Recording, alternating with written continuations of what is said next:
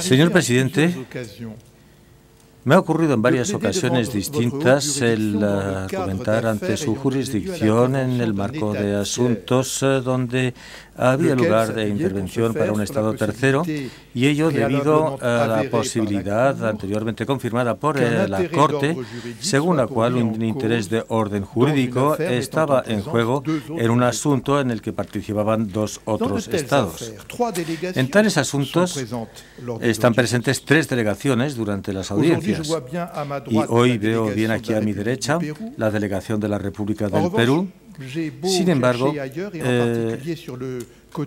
por mucho que busque, y sobre todo del lado que se encuentra a su izquierda, en el asiento generalmente ocupado por el Estado tercero, y debo decir que no veo a ningún representante de lo que podría haber sido el representante de la República de Ecuador. Pues hubiera sido perfectamente concebible que el Ecuador interviniera. Desde luego son terceros en esta instancia, pero son terceros bastante particulares. Son terceros en esta instancia, pero desde luego no en los tratados constituidos por la Declaración de Santiago de 1952, que siempre ha considerado y sigue considerando actualmente como un acuerdo internacional. Ecuador es tercero en esta instancia, pero también es parte del Tratado de 1954, cuyo título es Convenio sobre la Zona Fronteriza Marítima Especial, como lo son los otros 2 estados parte aquí. Por último, Ecuador tiene un particular interés en la interpretación que dará la Corte en respecto a la naturaleza y el alcance jurídico de la Declaración de Santiago.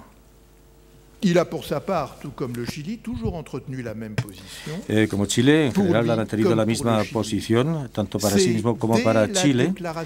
Fue a partir de la Declaración de 1952, el instrumento convencional, que las fronteras marítimas entre las 3 partes habían sido determinadas. Tanto la frontera entre Ecuador y Perú, como aquella entre Perú y Chile. Y como lo volveremos a decir al final de este alegato, la posición de Ecuador era esta en 1952, también era la misma posición en 1954, y en el 2005, más tarde en el 2010, en el 2011 y también en el 2012. Ecuador ha permanecido fiel a su posición tradicional. Y esto fue también el caso este año, en el 2012, los días 25 y 26 de julio pasado. Poco tiempo antes, en el mes de marzo, la Comisión de Asuntos Internacionales del Parlamento ecuatoriano había recordado, en oportunidad de la ratificación del Convenio de Naciones Unidas sobre el Derecho del Mar, un texto que le cito: con Perú la frontera marítima fue establecida en la Declaración sobre la Zona Marítima de Santiago de 1952 y en las convenciones sobre la Zona Fronteriza Marítima Especial, fechada en 1954. Pues entonces, ¿cómo podemos explicarnos entonces la ausencia de toda solicitud de intervención por parte de Ecuador? ¿Olvido, negligencia o quizás un sentimiento de seguridad o certidumbre por la parte del gobierno de Quito, según el cual nada adverso podría resultar para sus intereses de orden jurídico, ni siquiera aquellos que ponen en tela de juicio su interpretación de la naturaleza y del contenido de la Declaración de Santiago? Así pues, examinaremos 3 puntos. Primero, la singular postura, la postura de Perú que se ha vuelto tan singular. Luego, la tentativa reciente por parte de Perú para borrar del mapa la divergencia con Ecuador en respecto a su frontera marítima común. Y, por último, el contraste entre la constancia de la actitud ecuatoriana y las contradicciones de Perú, que se encuentra atrapado entre su deseo de satisfacer las exigencias de Ecuador y su voluntad de oponerse a las demandas de Chile, mientras que no hay diferencia entre unas u otras.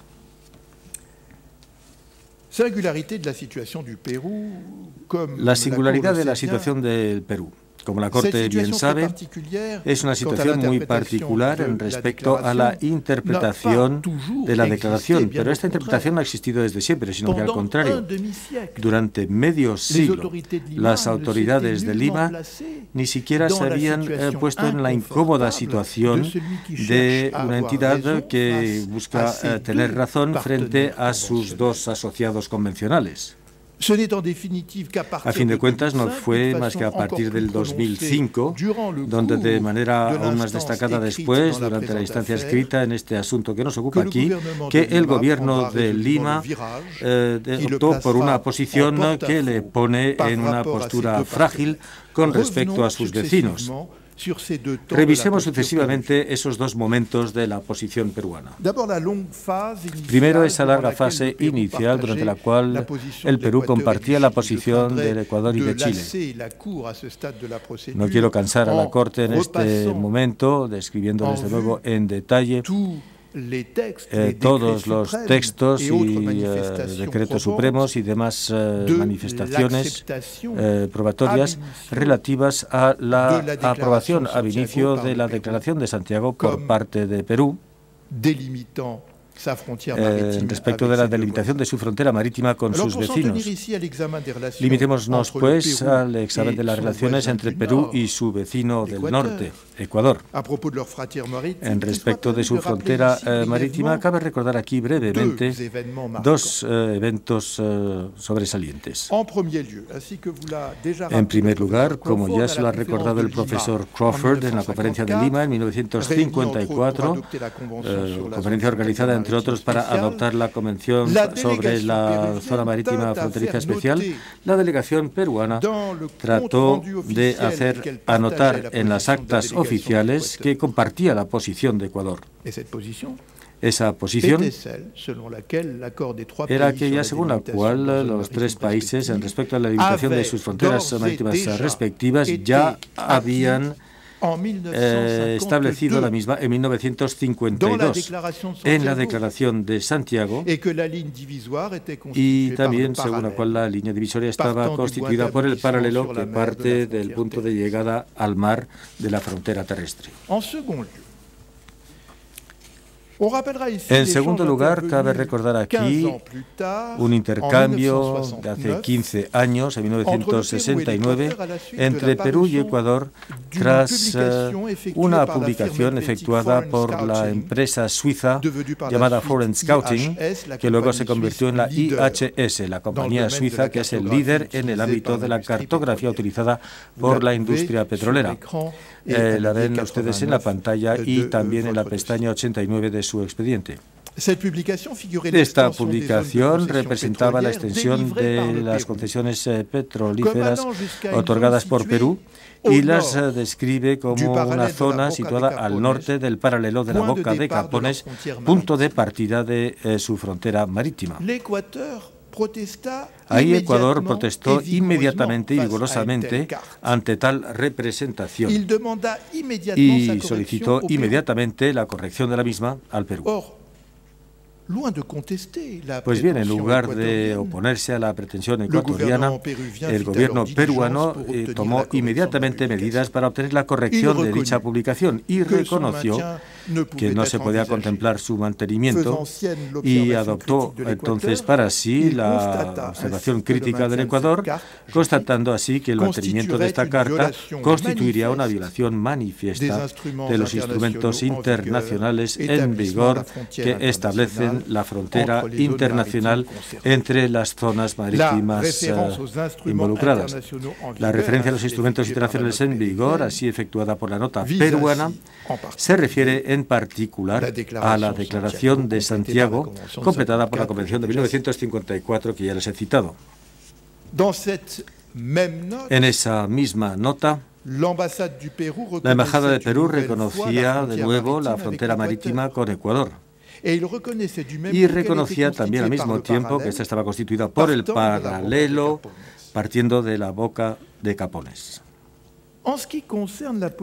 En lo que respecta a la nueva posición definida por Ecuador en cuanto a la ubicación del trazado de su frontera marítima con Perú, tenemos que referirnos a su ley de 1971, que trata de las líneas de base y dispone que una de las extremidades del mar territorial ecuatoriano es, y cito, una línea recta partiendo de Puntilla de Santa Elena y dirigiéndose hacia Cabo Blanco, Perú, hasta la intersección con el paralelo geográfico que constituye la frontera marítima con Perú.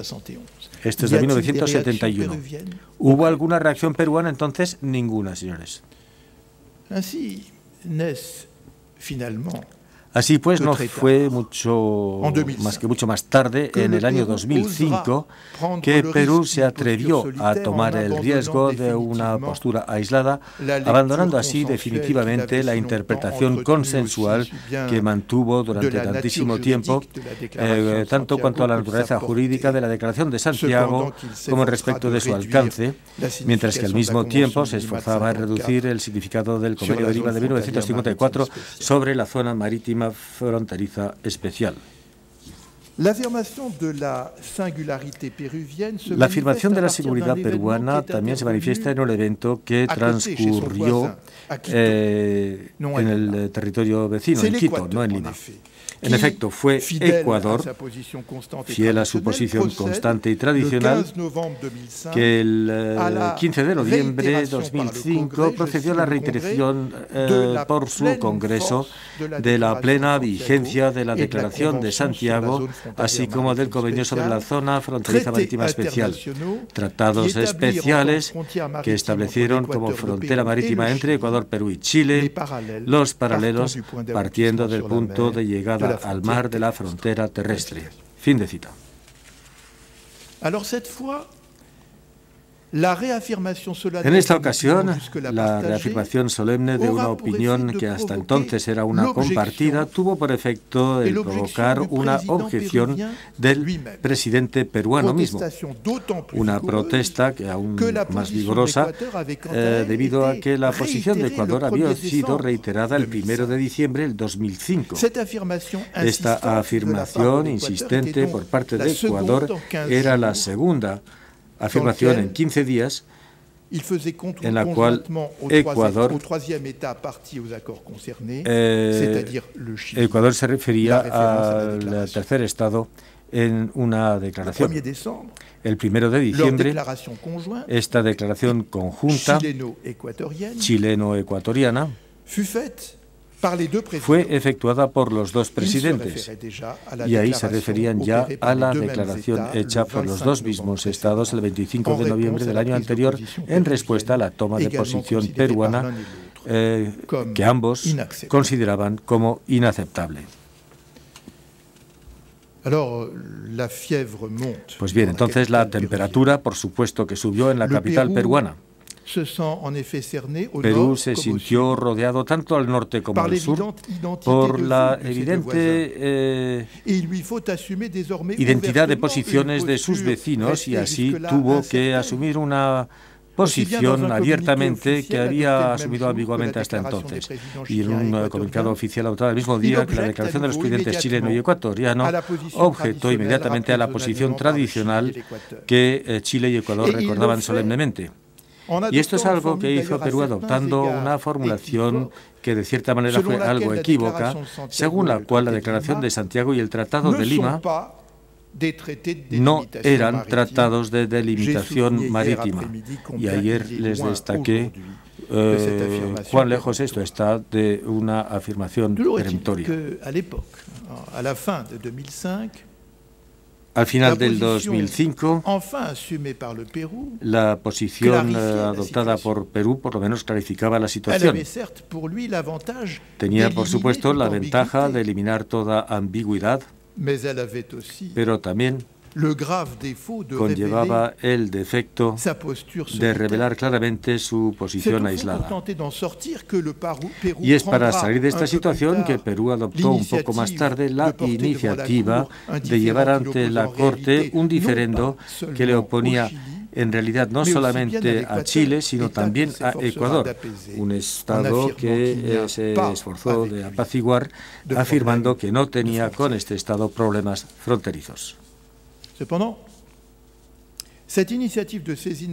A pesar de esto, esta iniciativa de incoar ante la Corte será completada por otra tentativa de Perú más tarde. Podemos así hablar de un frente judicial y un frente diplomático. Y, por supuesto, el objeto aquí de Perú era de evitar a todo precio que este litigio, en ojos de un juez internacional, perdiera su carácter bilateral y que entonces llegara ante ustedes no solamente la divergencia entre Chile y Perú, sino también entre Perú y Ecuador, y en respecto al contenido y la delimitación de las fronteras marítimas y sus dos vecinos. ¿Cómo entonces pretender afirmar ante la Corte que el Tratado de Lima del 54 y la Declaración de Santiago del 52 no establecen fronteras marítimas entre los tres países, mientras que al mismo tiempo se dice que Perú no tiene diferendo con Ecuador en cuanto al trazado de su frontera marítima? Y decir esto en el mismo momento en que las autoridades de Quito se refieren constantemente a estos dos instrumentos internacionales para llegar a la misma conclusión. Pues bien, veamos la situación de un poco más cerca y veamos la manera en que Perú intenta realizar esta cuadratura del círculo. La tentativa peruana, con miras a eliminar la contradicción de su posición con la de Ecuador, nos lleva, y además a la invitación del señor Bandi hace unos días, a concentrar nuestra atención en la cronología. Pues muy bien, entonces examinemos la cronología en detalle y no busquemos aquí disimular el alcance. Nos encontramos, pues, en el mes de junio del año 2010. Aquí Perú se encuentra ante una situación de urgencia. Acaba de recibir el contramemorial de Chile, en el asunto que nos ocupa aquí, cuya comunicación ha sido transmitida al gobierno del Ecuador que la había solicitado. Ahí Perú constata una vez más que Chile y Ecuador se ciñen exactamente a la misma posición. Considera entonces que tiene que tomar rápidamente la iniciativa para tratar de evitar que Ecuador venga aquí ante ustedes a decir que quiere intervenir en base al artículo 62 del Estatuto de la Corte. Y esta iniciativa se materializa en una carta, la carta del presidente Alan García, enviada al presidente de Ecuador, Rafael Correa, el día 9 de junio del 2010. Y ante el peligro que amenaza, aquí no se trata ya de mantener la posición más radical todavía expresada por los abogados de Perú en su memorial, según la cual la Declaración de Santiago no se refería a fronteras laterales en absoluto. Aquí ya no es así. Un repliegue estratégico al precio de nuevas contradicciones. Y aquí entonces se va a reconocer que sí, en efecto, el artículo 4 de la Declaración de Santiago se refería bien a las fronteras marítimas y entonces, prescindiendo de la práctica común a estos tres estados, se afirmará que esta declaración no tenía referencia más que a la frontera entre Ecuador y Perú. Esta operación consiste, de cierta manera, en desligar el caso de la frontera marítima norte del Perú del caso de la frontera marítima sur. Y esta tentativa también figura claramente en su memorial, aunque sea totalmente contraproducente, donde en efecto no existía en la versión anterior esta frontera marítima. En su correo del 9 de junio del 2010, en su carta, el presidente García indica a su colega ecuatoriano que la segunda parte del artículo 4 de la Declaración sobre la Zona Marítima, adoptada en Santiago el 18 de agosto de 1952, aborda una hipótesis que no puede concretizarse más que entre Perú y Ecuador. Esta hipótesis corresponde a una situación concreta debida a la presencia de islas ubicadas bajo la soberanía de un Estado signatario cuya proyección marítima a una distancia de 200 millas náuticas está limitada por el paralelo geográfico. Je me permets d'attirer votre attention Me permito llamarles la atención, señor presidente, señoras y señores de la Corte, a la importancia del precio jurídico y político de esta inversión de la posición peruana destinada a impedir la intervención de Ecuador ante esta Corte, y ello apoyándose sobre el contenido del punto 4 de la declaración, del cual reconoce ahora el alcance obligatorio. En efecto, Alan García se pone por lo menos en dos ocasiones en contradicción con la tesis que hasta ahí había defendido el país del que él era presidente. Uno, la afirmación según la cual la Declaración de Santiago no constituye un tratado, y en segundo lugar, la afirmación según la cual esta declaración no trata de fronteras marítimas. Esto es un alto precio, así pagado, pero rápidamente resulta ser un precio insuficiente. Esta concesión peruana, que es de gran calado, no es suficiente para calmar los temores de Ecuador en cuanto al trazado de su frontera marítima sur.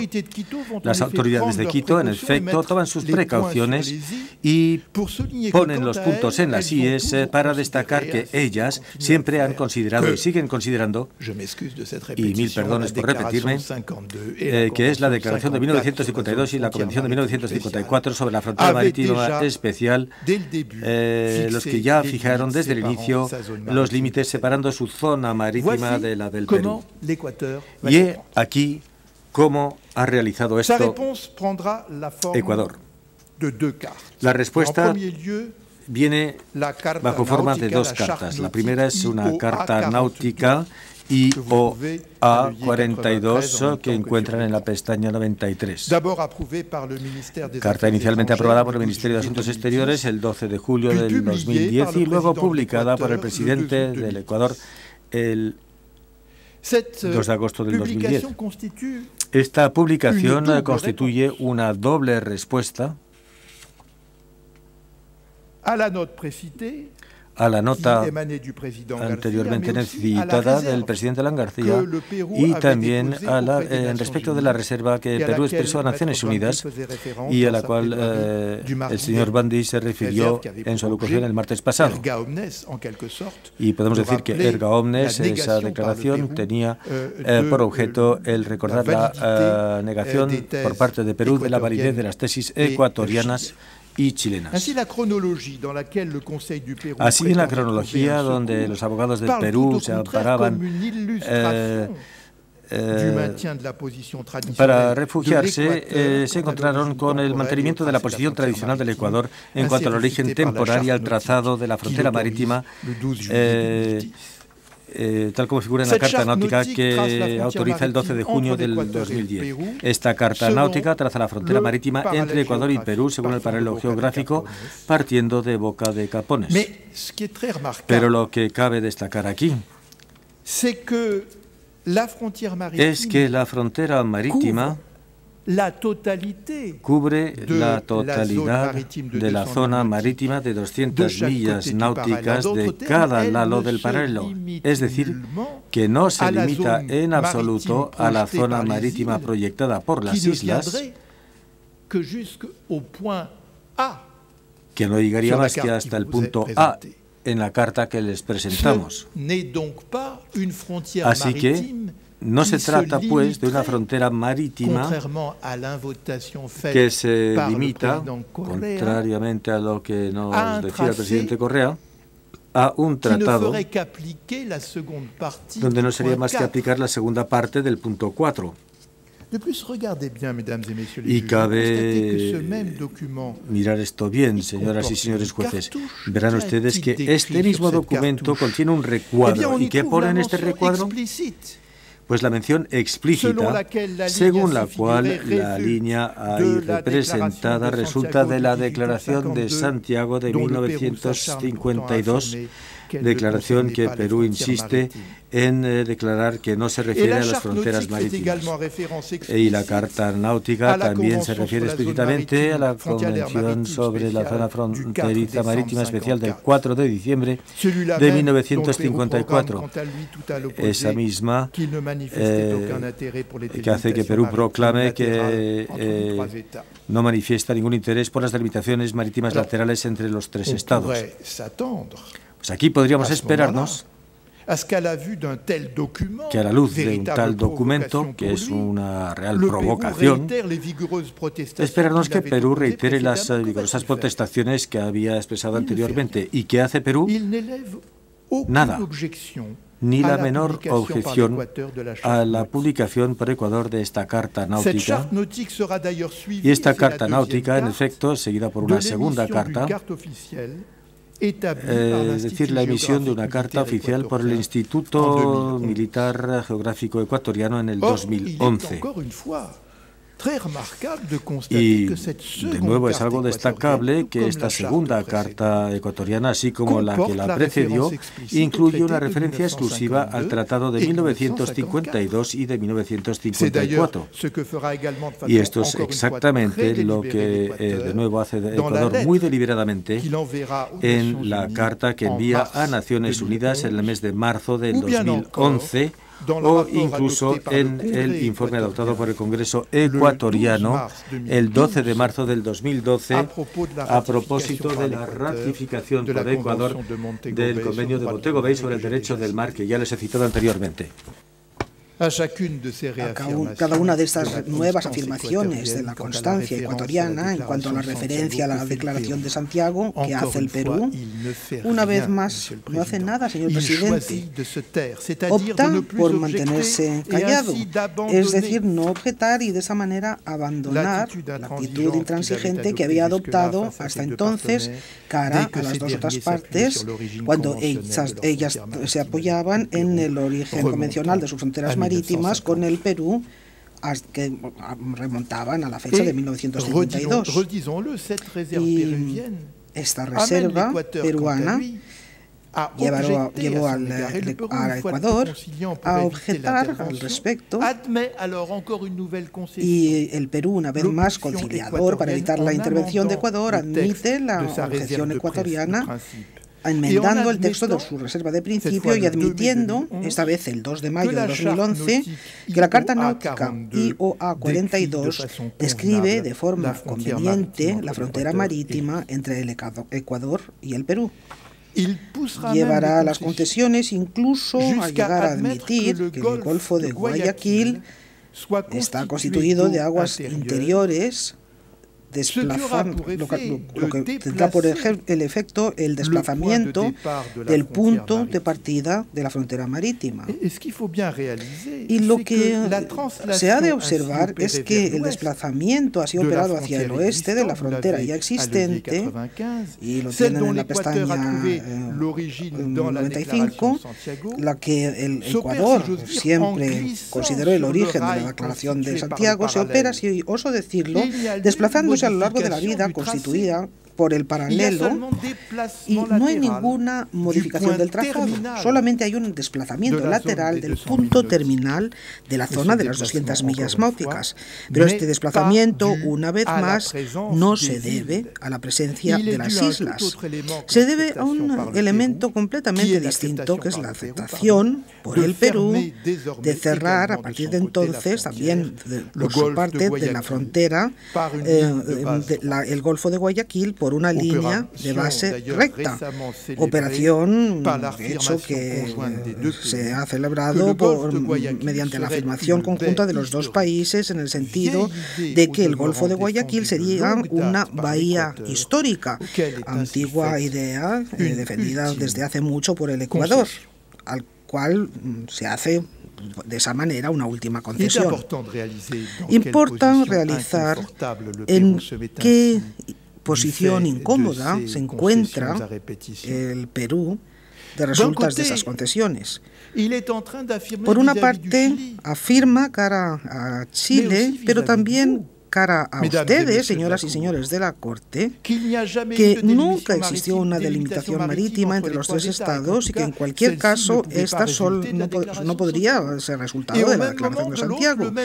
Y al mismo tiempo, el mismo Perú lo abandona todo al Ecuador para evitar a todo precio que este segundo país venga aquí a decir que comparte plenamente los puntos de vista de Chile, según los cuales las fronteras marítimas se fijaron de forma estable y definitiva por la Declaración de Santiago. Pero para el Perú, el silencio del Ecuador es de oro. Vale todas las renuncias que pretende el poder restringir al marco bilateral entre los dos estados.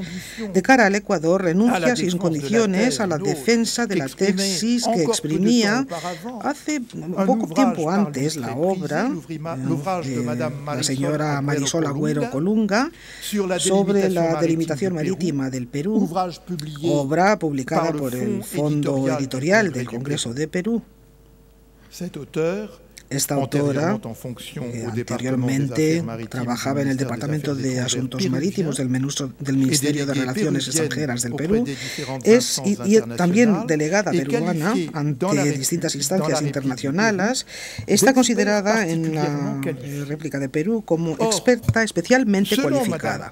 Pues bien, según la señora Agüero, la frontera entre el Perú y el Ecuador debería trazarse según el método de la equidistancia. Miren en esta carta lo que ello hubiera dado como resultado y comparen esa línea de equidistancia con la de la frontera reconocida en el intercambio de cartas de 2011 entre el Perú y el Ecuador.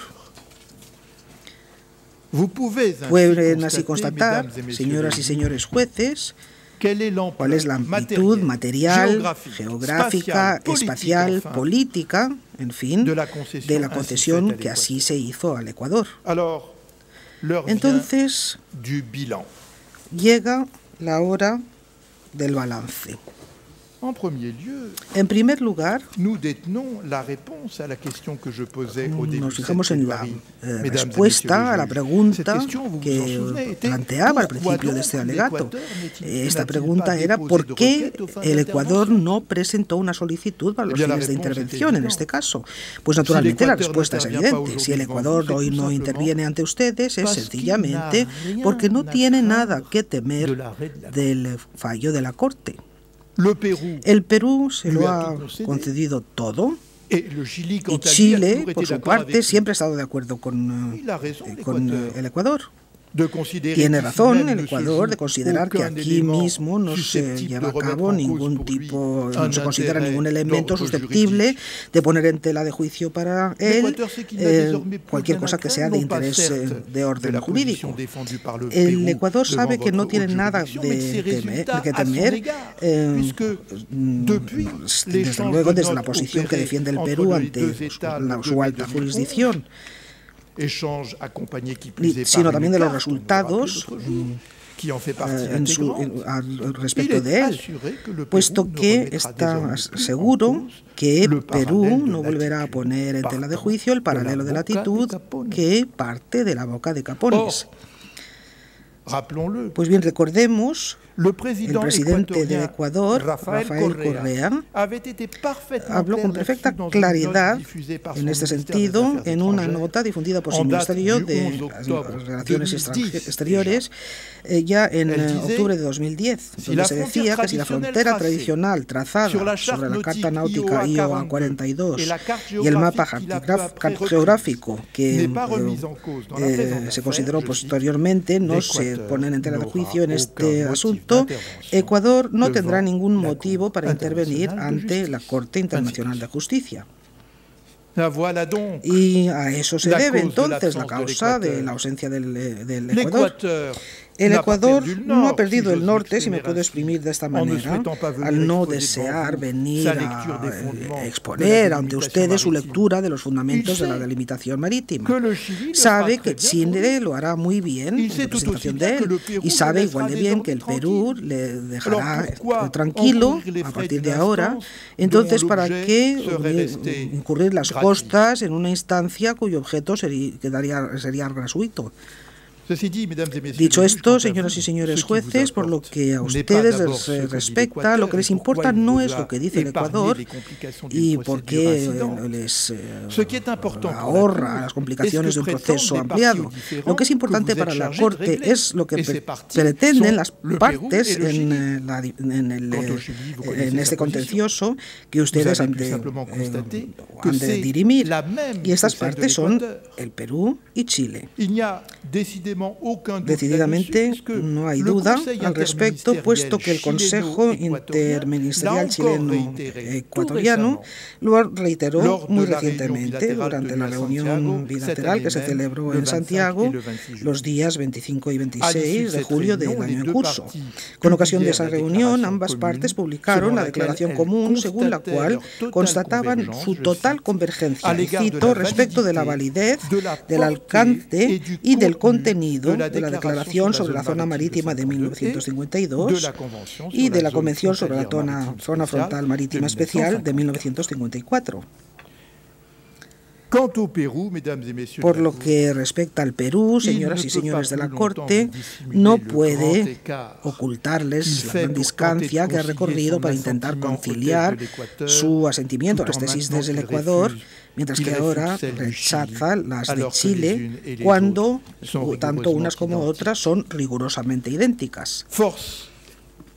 En todo caso, se ha de constatar que en el presente asunto el Perú habrá dicho decididamente todo y su contrario. Afirma antes de manera sucesiva o alternativamente que la Declaración del 52 no es un tratado, que lo es, pero que no es un tratado, que no se ocupa de la delimitación, luego que sí que se ocupa de la delimitación, pero solamente en el caso de la presencia de islas, y al mismo tiempo que la línea acordada en su intercambio de notas con el Ecuador en 2011 cubre la integralidad de las 200 millas náuticas a partir de las líneas de base.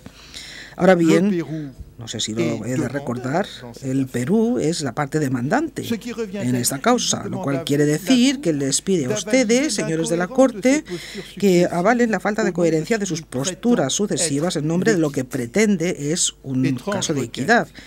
Extraña solicitud, verdaderamente, esta que consiste en pedir a la Corte Internacional de Justicia que avalen su postura solitaria, que a su vez está en situación de ruptura con lo que el mismo solicitante había adoptado durante 5 decenios y con las concesiones recientes pero radicales que ha hecho al Ecuador. Si me lo permite, señor presidente, continuaré inmediatamente para darles algunas breves indicaciones respecto del reconocimiento de la frontera marítima entre el Perú y Chile por terceros.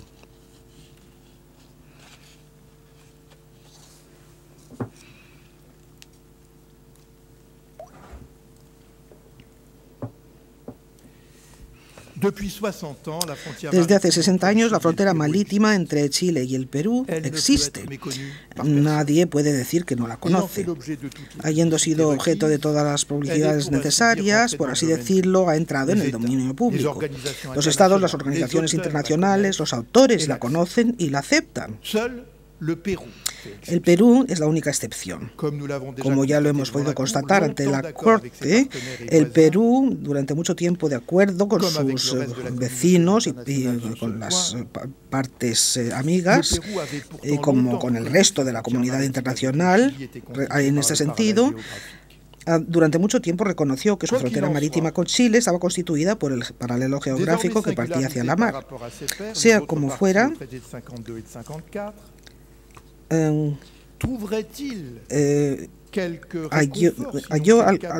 se halló algo de confort y de consuelo en cuanto a lo que las autoridades terceras, entendido en el sentido más amplio de la palabra, otros estados, otros organismos internacionales, quizás uno de los más afectados por la gestión internacional en la zona, que se ha interesado por esta definición unilateral por parte de Perú.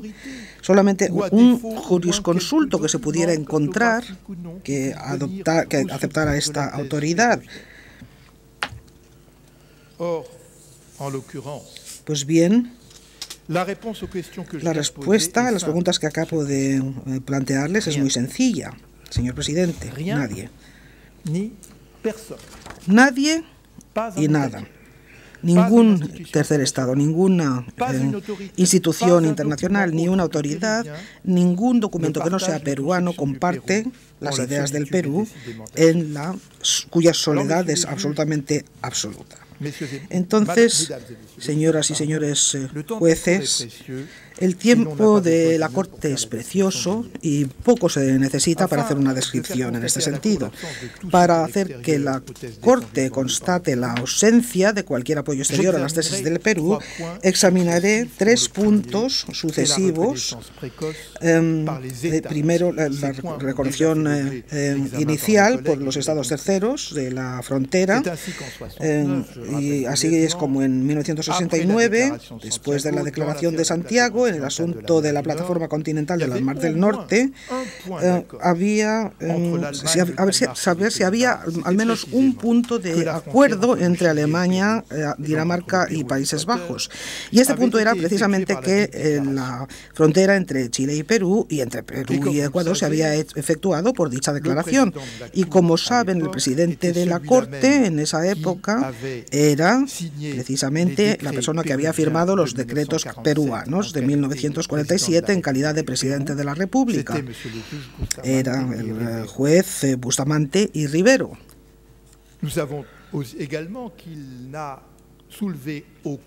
No suscitó ninguna objeción a esa constatación efectuada entre las partes, 3 partes en el diferendo.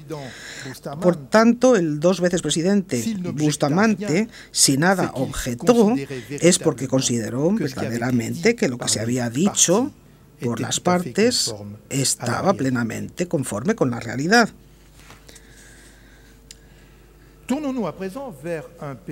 Pasemos ahora a un país tercero, sin duda, pero vecino de los 3 estados partes en la declaración, Colombia. Este país concluyó un acuerdo de limitación marítima con el Ecuador en el 75. Según su primer artículo, este acuerdo define la frontera por la línea del paralelo geográfico que pasa por el punto donde la frontera terrestre entre los 2 estados llega al mar. Y en el mismo documento, Colombia y el Ecuador establecen en el artículo 2 una zona de amortiguación a lo largo del paralelo, inspirada directamente en el Tratado de 1954, al igual que el artículo primero se tomó como modelo el de 1952. Que estas 2 convenciones hayan servido de inspiración para el acuerdo colombo-ecuatoriano del 75 no suscita duda alguna, puesto que para explicar a los parlamentarios de su país la opción de tal trazado, el ministro de Relaciones Exteriores de Colombia se refirió entonces explícitamente al empleo frecuente de los paralelos de latitud en la región, tal como se ilustraba por la Declaración de Santiago. Veamos ahora la actitud de la Comisión Permanente para el Pacífico Sur. Esta organización internacional regional precisamente se estableció por los 3 estados partes en la Declaración de Santiago para lograr los objetivos fijados por esta última. Tuvo un papel importante en la protección y la gestión de los recursos marinos a lo largo de las costas de estos 3 países. Y llama la atención constatar que la Comisión siempre funcionó basándose en la premisa según la cual las fronteras marítimas entre sus Estados miembros habían quedado fijadas.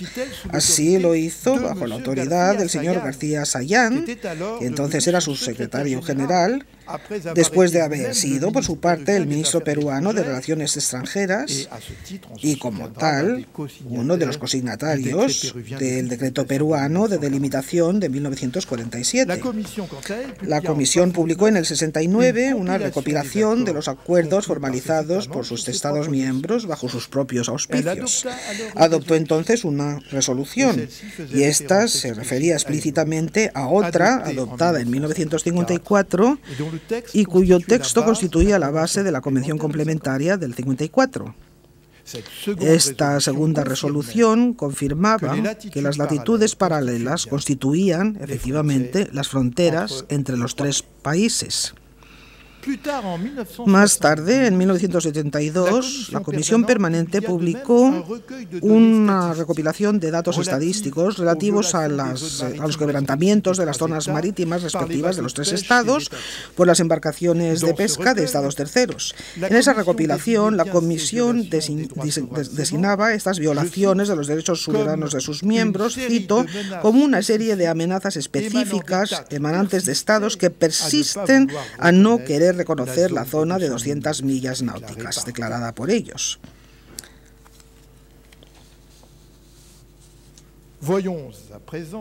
Veamos ahora la actitud del Departamento de Estado americano en Limits in the Seas, que a su vez ha sido objeto de varias menciones. No es necesario presentar esta publicación en este contexto.